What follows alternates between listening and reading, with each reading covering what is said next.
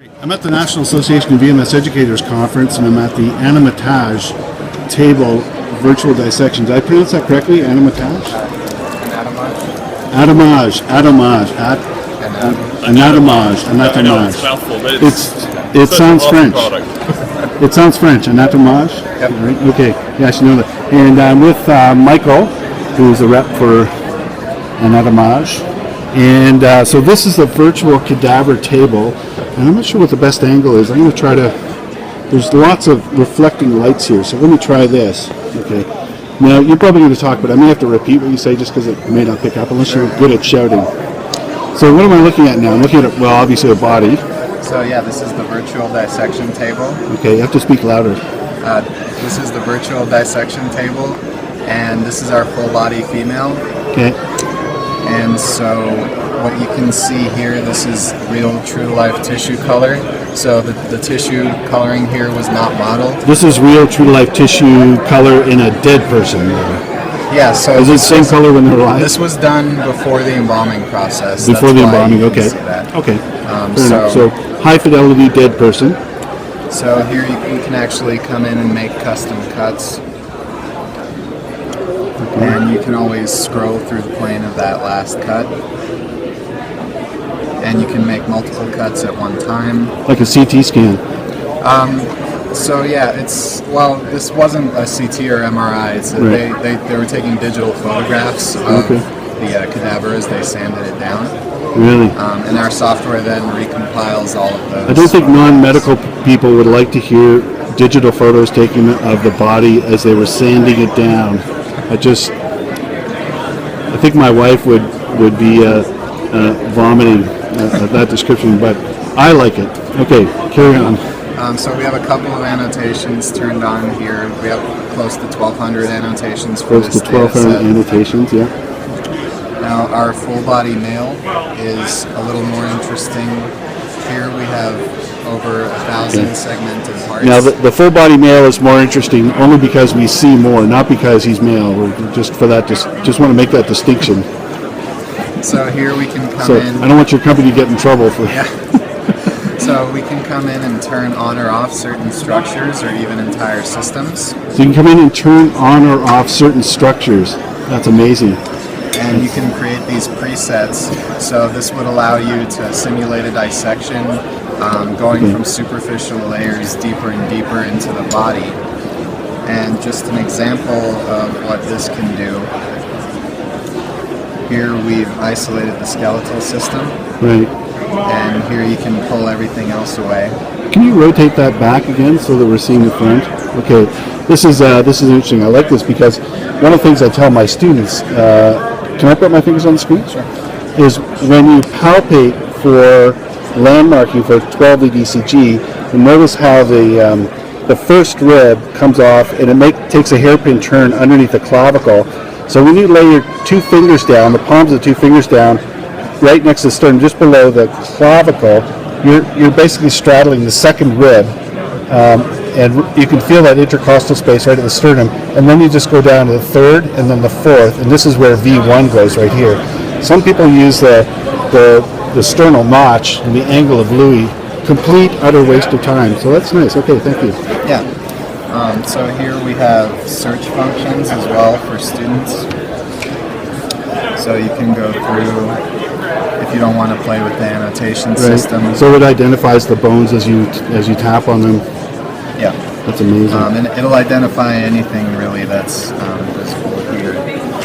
So now if it's open to students during lab or discussion times, they can actually come in and save still images of anything that's on the table, and so they can create their own reference materials. So they can log in themselves. They can do their own login and save their own images. Right. Yeah. They can. That's unique to that student. Yeah. That's cool. Anyone. It's all the same login. I guess it's really how you want to set it up. It's kind of creepy that you're logging into a body. That's just a little essentially. It runs Windows underneath, so it's essentially just a computer. Yeah, of course. I'm just being facetious. Yeah.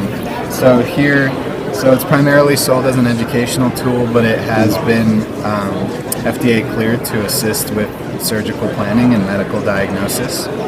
It's been cleared for surgical planning and diagnosis. That's amazing. So here, this is one scan from our digital library.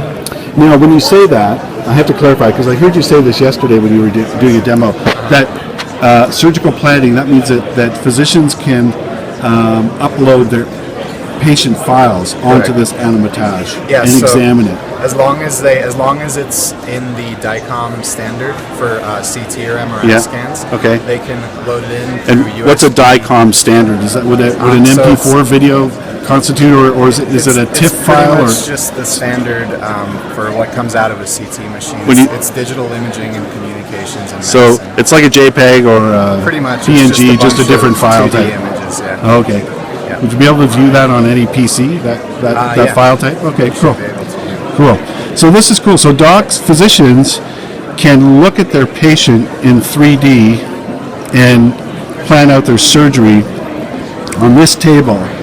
So this table could be sitting in a room just off the OR, like a conference room or something, and they can plan it out. That's incredible. Yeah. So what they'd use now would just be an X-ray box or something, or a laptop or desktop computer alternatively.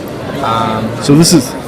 I'm not sure. You're not sure, yeah. Alternatively, So I'm guessing like an X-ray box or a computer with X-ray images. So this is really images on steroids. So here, this was a post-op scan for an aneurysm clip surgery. And what are these gold parts I'm looking at? That's blood vessels. So yeah, this is blood vessels. This is scatter from the fillings in the teeth. Really scattered. So there's just digital artifacts basically. So actually, not digital, but even if you go into the original slice data here, so you can actually see, even if they were just looking at the raw slice data, they'll still see this scatter. So there's not much that we can do about eliminating it. Right. So here, contrast media was used, so you can see the blood vessels very well, and you can actually control how much soft tissue you take away. Okay. Yeah. Or bring in. Or bring in. Go up to the level of muscle, or even up to skin here. Right. And that's so now, really ugly looking skin, but okay. Yeah. So you can come. So here. you're just taking a scalpel in order to slice off the top of the skull, so we can look inside. Yeah, and you can see here where the clips were left exactly. Okay. And if you turn up the vasculature just a little more, so you can actually see the circle of Willis here. You can actually see the foramen magnum, looks like, down there where the skull attaches to the spinal column. That's incredible. And so it's like a drain. You can go down and you can actually trace, cerebral, vertebral blood vessels down through the neck. And something like this would be very hard to do on a cadaver without permanently destroying it. Right, absolutely. Incredible. And so here we can also play with visualization settings. Let's say if we wanted to simulate an X-ray, we can simulate an X-ray as well. Yeah, that's nice. You can clear you see the spinous process. So that would be C1 up there. That's C1, C2, C3, C4. I'm losing my finger here. But C1, C2, C3, C4, C5, C6, C7. Nice. Yep. And so here, this highlights the densest portions of the scan. You can actually see the clips very clearly here. Right. And so again, so you keep saying clips. What do you mean by clips? So these are aneurysm clips that they basically they attach to the blood vessel that is close to bursting. Right. And, Okay. Just a surgical device that they leave permanently inside the skull. See, I didn't know that. They leave those permanently inside the skull, those clips. Yeah. So they basically, now, do they anastomose some other vessels so they restore blood flow to that area, or do they just clip them and there's enough collateral blood flow I think, the collateral blood flow probably. Yeah, okay. I don't have You're not a surgeon, yeah. You don't have a medical background. You're doing great, though. Yeah. That's awesome. Well, I have a biology background, but not a medical background. Right. Well, the biology background's good. Cool. So here we also have our high-resolution library. And this is the same data that comes in our full body male and female. The only difference is because it's regional, we can show it at a much higher resolution. The hardware is capable of doing that. So it gets down even to 0.1 millimeter here in the ear, so you can see finer structures. So one of the advantages I see to this, and tell me if I'm on the right track here, is that if you're at a mid-size or big college or university, and you've got a cadaver lab, students could really make the most of understanding the anatomy using Anatomage first, and then making the most of their time with the cadaver. Right. Yeah. So that's one way that schools have started to use it as kind of a pre and post lab dissection review. Now there's one school actually took one of their cadavers and CT scanned it at an incredibly high radiation.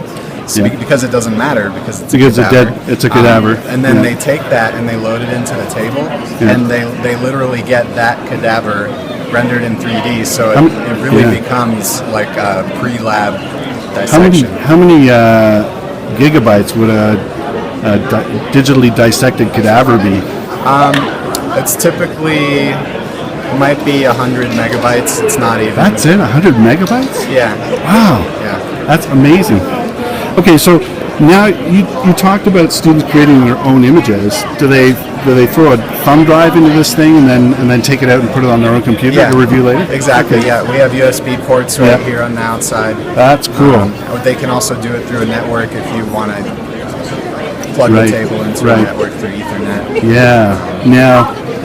Now I could see this would be really interesting if you could somehow flip this table to face the class if you were teaching anatomy. So you can hook it up to projectors. Yeah. We have display ports here, so if you wanted to do that, you can do that. You can certainly hook it up to other sources. And that would look on the screen just the way it looks on the table here. Exactly. Right. That's fantastic. So here, this is actually our 4D heart. 4D heart. Okay. So we call it 4D because there's a time component here. Now I'll be honest. The image of that right now doesn't look very good to me. Well, it is a CT scan, so you can't see extremely fine structures. Looks like a heart that's been dipped in acid or something. It's full of pockmarks. Yeah, you can only do so much with CT data, but here we can see it beat in real time. I was going to ask, so it's actually beating in real time. That's cool. And we can still cut into this data here. Yeah. And so you can go down, you can see the different compartments of the heart. Right. You can show students how you can trace blood flow here. You can see vessels. So can you upload different models? Let's say if you had access to a file of someone who had a cardiomyopathy or a baby with a tetralogy of Fallot, or we actually have tetralogy of Fallot. You've got tetralogy in there. Wow. But that's cool. You have transposition of the great vessels and all that other good stuff. Yeah. So as long as you have the. So you don't have to pay extra for those. No. That comes with the software. Nice. It does. It does come with the software here. So yeah, as long as you have access to that CT or MRI data, you can always load it into the table. This is way better than still images in iShow. That was neat. What were we just looking at a second ago? Oh, this is just the lungs around the heart here. Okay, now I have a question for you. We pick up a patient who has an ST segment elevation myocardial infarction. We take him to a percutaneous coronary intervention center for angioplasty. Do you have ultrasound images of hearts where you see an occluded vessel and then they? So we have examples of occluded vessels and stents, things like that. However, we have angio examples as well, but we are still working on ultrasound data because the problem with it is that it's dependent on the technician's handling of the probe. Right. So the images that come back are not always correctly aligned serially. Right. So it's harder for our software to work with ultrasound. Right. But we're looking into ways around that. That's interesting. Okay. You going to show me something else there? And yeah, so here it's just different rendering visualizations that you can play with here on the table. Oh, okay. Yeah, that looks like a valve, a heart valve. Am I right? I'm not sure if you'd be able to see valves specifically. So does that opening there look like a valve to me? this thing here looks like a valve. Yeah, I'm not sure. Okay. It'd be pretty hard to make out the valve. I mean, you can show where it would be, but Right. on a CT scan, it's really hard to make that out. Right, gotcha. Okay. I think I'm going to wrap up this video because it's getting a little long, and I upload it to YouTube later. Yeah. So, thank you so much, Michael. That was a truly spectacular demonstration. Absolutely.